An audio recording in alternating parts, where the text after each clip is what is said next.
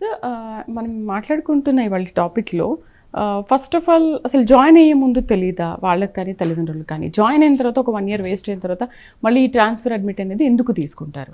కాదండి, అంటే ప్రతి స్టూడెంట్ పేరెంట్ ఒక ఆశతోనే బతుకుతాడండి, అంతే కదా. మనిషి కూడా అంతే, మనం కూడా బతుకుతామని ఒక 10 ఏళ్ళు మనం డబ్బులు దాచుకుంటున్నాం, లేకపోతేనేమో మనం ఏదో పెళ్లిళ్ళు చేసుకుంటాం, లేకపోతే మనం ఏదో ఇల్లు కొనుక్కుంటాం, చచ్చిపోతాం అనుకుంటే చేయం కదా. సో ఇది కూడా ఏంటంటే వాళ్ళ హోప్ అనేది మనిషిని ముందుకు తీసుకెళ్తూ ఉంటుందండి అన్ని ఆస్పెక్ట్స్లో. ప్రాబబ్లీ ఇక్కడ జరిగేది ఏంటంటే ఆ హోప్ అనేది కొంచెం డోస్ ఎక్కువైనప్పుడు డేంజర్ జరుగుతూ ఉంటుంది. అంటే దేనికైనా ఒక సర్టెన్ లిమిట్, మనం మరీ 90 ఏళ్ళు బతుకుతాం అని చెప్పేసి క్యాలిక్యులేషన్ వేయకూడదు మనం,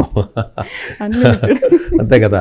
సో అందువల్ల ఏంటంటేనంటే ఈ హోప్ అనేది డోస్ పెరిగినప్పుడు ఏమవుతుందంటేనంటే ఇట్లా తెలియక జాయిన్ అవుతారండి. దీన్ని తెలియక అనొచ్చు, కొంతమందికి తెలిసినా కూడా అంటే ఓవర్ కాన్ఫిడెన్స్ అనొచ్చు, కొంతమందికి ఆ చుట్టుపక్కల ఉన్న వాళ్ళు చెప్పడం వల్ల అది కరెక్ట్ అని అనిపించవచ్చు, లేకపోతే ఏదైనా రాంగ్ ఎగ్జాంపుల్స్ గూగుల్ మ్యాక్సిమం ఏంటంటే గూగుల్ యూట్యూబ్ రావడం వల్ల నష్టం ఎక్కువ జరుగుతుందండి. అంటే దీంట్లో ఏంటంటే ఎప్పుడు అంటే ఎక్సెప్షనల్ ఎగ్జాంపుల్స్ అంటారండి వీటిని. These are called exceptional examples. అంటే ఎక్సెప్షనల్ కేసెస్ అండి ఇవన్నీ కూడా. అంటే 60 మార్కులు వచ్చినోడు ఏదో కొట్టాడు, లేకపోతే 40 మార్కులు వచ్చినోడు కొట్టాడు, లేకపోతే ఫెయిల్ అయినోడు ఏదో చేశాడు, లేకపోతే కేఎల్ యూనివర్సిటీ వాడు 40 లక్షల ప్యాకేజ్ కొట్టాడు, లేకపోతే అక్కడెక్కడ ఉన్న బెన్నెట్ యూనివర్సిటీ వాడు ₹1 కోటి వచ్చింది, లేకపోతే లవ్లీ ప్రొఫెషనల్ యూనివర్సిటీలో ఉన్నటికి 70 లక్షలు వచ్చింది. ఇలాంటి these are called exceptional examples అంటారండి. ఈ ఎక్సెప్షనల్ ఎగ్జాంపుల్స్నే ట్రాపింగ్ పాయింట్స్ అంటారు. అట్లా ఇవే ట్రాప్ అయిపోతామండి మనం. అంతే కదా. లాటరీ టికెట్ వచ్చింది అనుకోండి ఎవరికన్నాను, మీరు ట్రాప్ అయిపోవచ్చు, మీరు కూడా ఏమో నీకు కూడా తగలచ్చు కదా అంటే నిజం అనిపిస్తుంది. పోతే పోయింది ₹100 కదా, తగిలితే ₹1,00,000 తగులుతుంది అంటారు మీరు.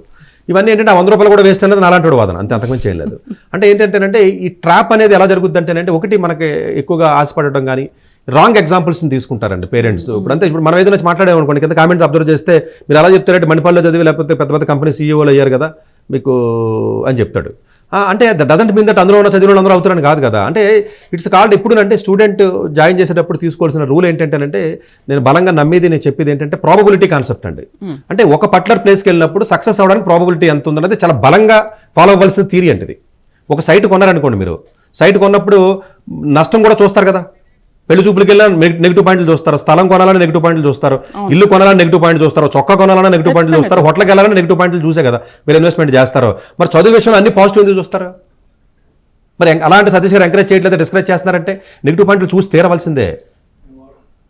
ఎక్కడ పట్టుమని 100కి సరిగా మార్కులు రాని బైపీసీ స్టూడెంట్ కూడా సివిల్ సర్వీస్ రాస్తానని చదువుతున్నాడు. నన్ను నేను ఏం మాట్లాడతాను ఇంకా? అలా లేరా సార్ చాలా మంది ఉన్నారు కదా అని అంటే ఎంతమంది ఉన్నారు అన్నది తెలియదు వీళ్ళకి, వాడికనే వీళ్ళకి బ్రెయిన్ ఉండదు మళ్ళీ.